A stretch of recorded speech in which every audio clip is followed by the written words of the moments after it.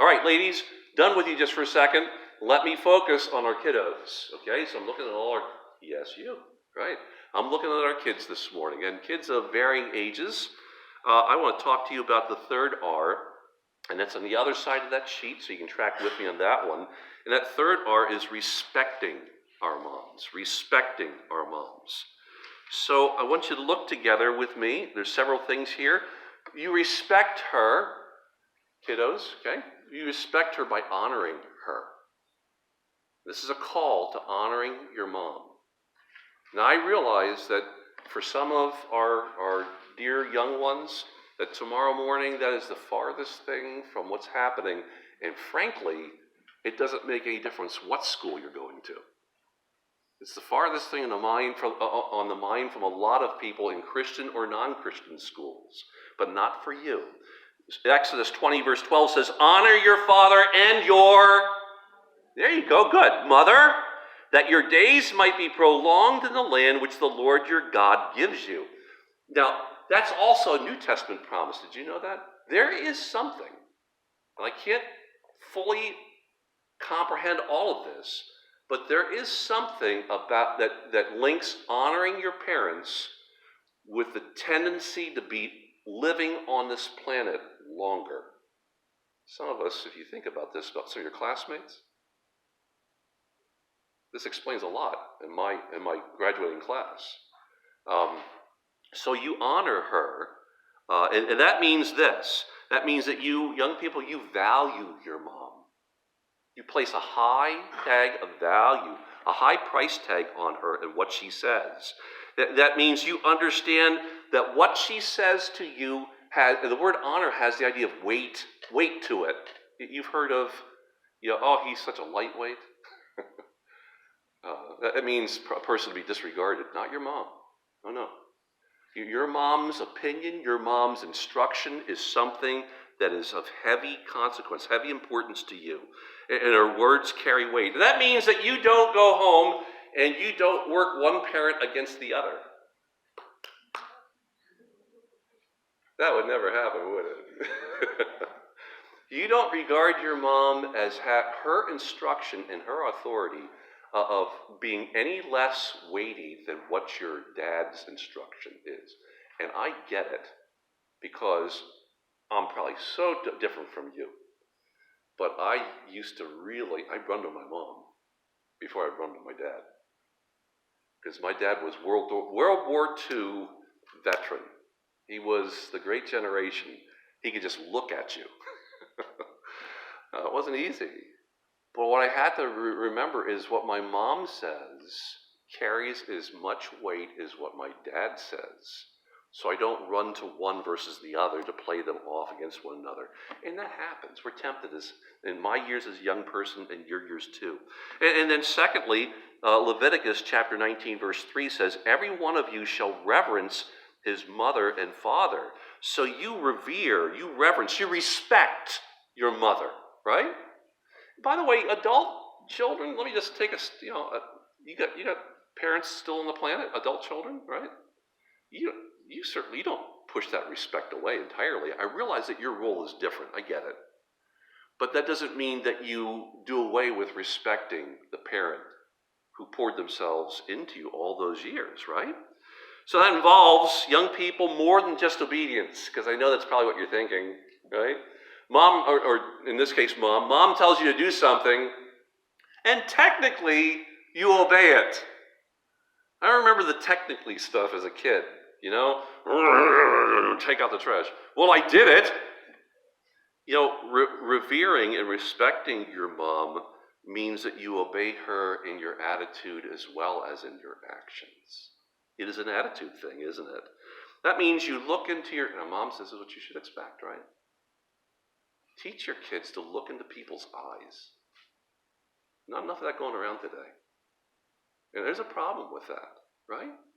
Look into look into your mother's eyes and tell her, I am happy to follow what you say, Mom. And here's the reason why. Because I understand what God has called you to in my life. I respect that. Right? Can I say it one more time? Teach your kids to look into people's eyes. That tells them that you respect them. That tells them that what they're saying to you is valuable. Proverbs 6:20 is the next one. Are you still with me, kiddos? Okay, it says, my son, observe the commandment of your father and do not forsake the teaching of your mother. Do not throw it away. Don't throw the teaching that your mom gives to you away. The classic example, just a few of us would say, I'm just throwing away your instructions, Mom. Sorry, I'm not going to regard that as important in my life. But we have other ways of doing that. Look around, kiddos, look around just for a second at the grown children around you. We know what this is like. We have been down this road.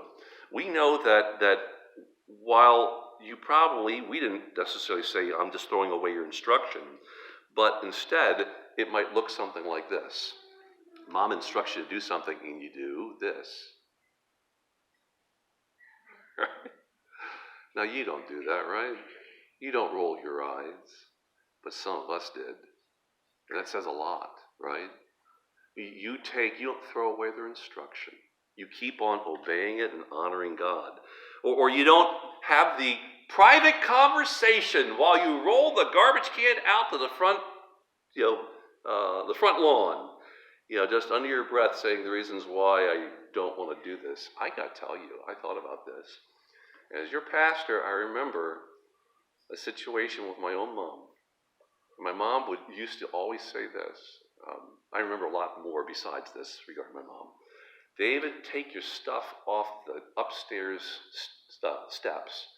Our stairs became, yours probably don't do this, became a bunch of shelves. You just load stuff on the step. People trip over it. Not a safe thing. And I remember, David, take your stuff off the steps. David, take your stuff off the steps. And I remember muttering underneath my breath, I can't wait until she stops doing this. And then, it dawned on me one day that the reason why my mom said that to me repeatedly is because I wasn't doing it. And I needed to. Right? So, no private conversations underneath your breath, right? Proverbs chapter 1, verses 8 and 9. By delighting in her instruction, hear, my son, your father's instruction, and do not forsake your mother's teaching. Indeed, they are a graceful wreath to your head and ornaments about your neck. And I thought, let's just assume that one day Jaina gets a notification from this little tiny country in Europe, and it says, I know this might be hard to believe, but you are now the new crown princess of this country. And you'll find inside this box a diadem, a crown. Oh, right? A crown. It's yours. That's the symbol of your authority to rule. And you're just blown away. What? I'm quitting school right now. No, don't do that. And then you reach in and says, and you'll also find yourself a royal necklace that only the crown princess is allowed to have. And you pull this out, and so after that, you tuck it all away, and you stick it underneath your bed, and you never tell anybody about it, and you never wear it. Right? Wrong. Look at this. Look who I am. I'm wearing this crown. You know what that means? I'm somebody. Look at the necklace. What's that necklace? This represents, I'm the crown princess. This is the idea in this verse about the wreath. The wreath is actually an Old Testament crown, and the ornaments are likely either earrings or necklace, and you wear them publicly, right? That's your mother's instruction. This is how you treat your mother's instruction. I mean, you don't go to school and other places and forget about stuff comes up, conversations about mom. You're not embarrassed to talk about your mom and what she stands for, right? Her instruction's your wreath, your crown. You wear these things in public because you're proud of that. I remember years ago, I used to be proud of my mom. And I'm going to tell you an exact instance of this. When I went to kindergarten, the kindergarten doesn't exist anymore. Central School, been bulldozed. There's a high rise. Sad. Went back. All my memories paved over, right? But I remember thinking about this, and I remembered the day when I think in kindergarten you were allowed to bring your parent to class. That was so cool. My mom came. I remember sitting right over there. I could just bust my buttons. And then, we started doing something else over here, and I got distracted for a moment, as a kindergartners can do that, right? I looked over, and she was gone. She was only there for a little while. So, they weren't supposed to stay there all day long. And I was proud of my mom, right? Well, what happened in middle school? Right? Like a wreath, her instruction, like a wreath, like a crown, like a diadem or gems or jewels to wear. And then verses 23, chapter 23 of Proverbs, verses 22 through 25. Listen to your father who begot you, and do not despise your mother when she is old. Let your father and your mother be glad, and let her rejoice who gave birth to you.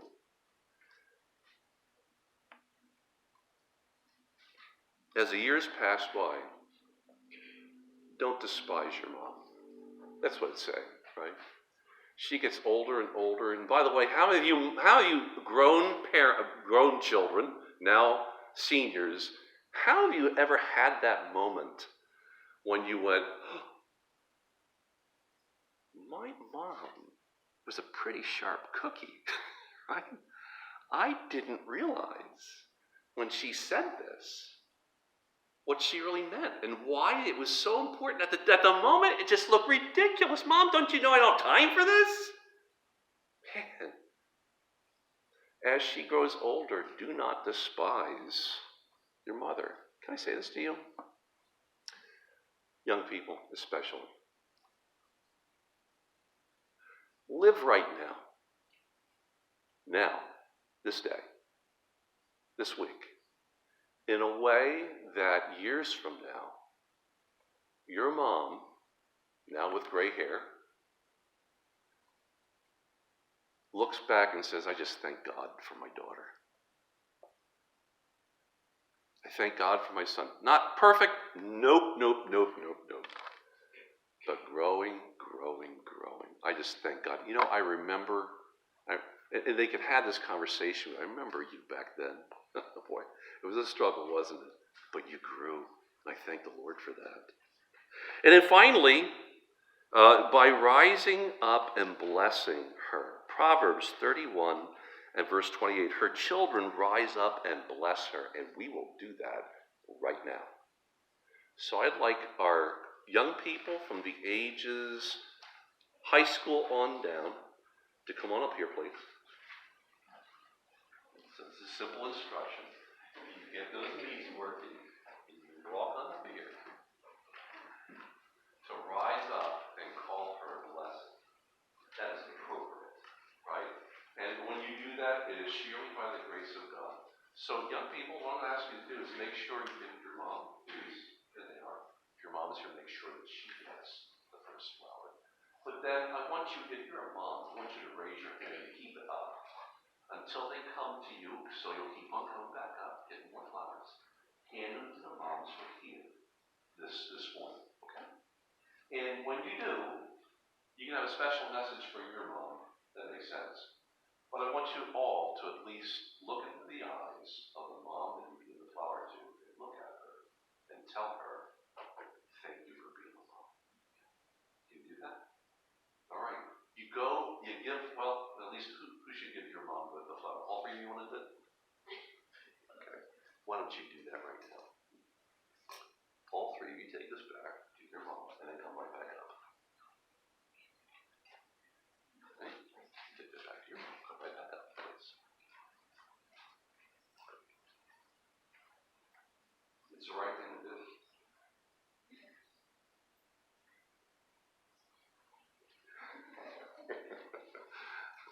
All right. Moms, keep your hands up if you would, please. And look at the eyes. Tell them thank you. Thank you, please.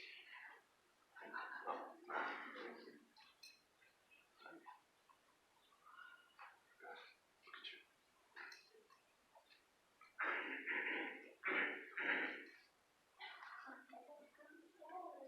He's got spring allergies or something's going on.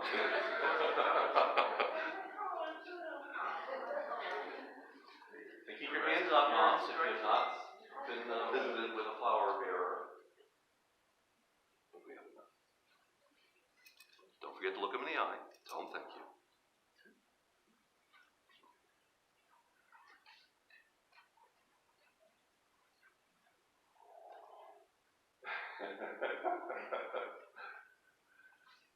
And dads give instruction too.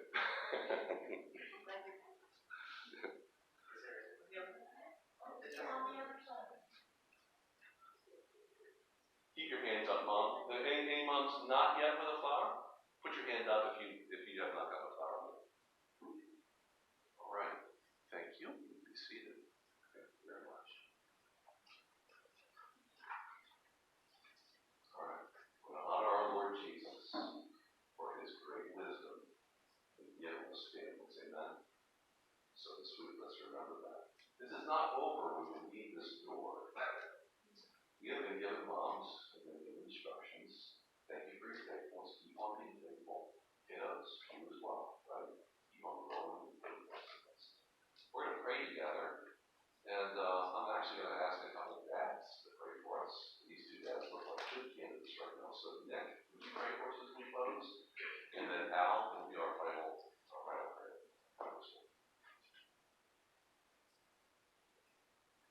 Father, we thank you, Lord, for this time we've had. Pray. I thank you, Lord, for our mothers. I pray that you bless each one, Father, on a special day, and just throughout their life. Thank you for how they bless us in every way. And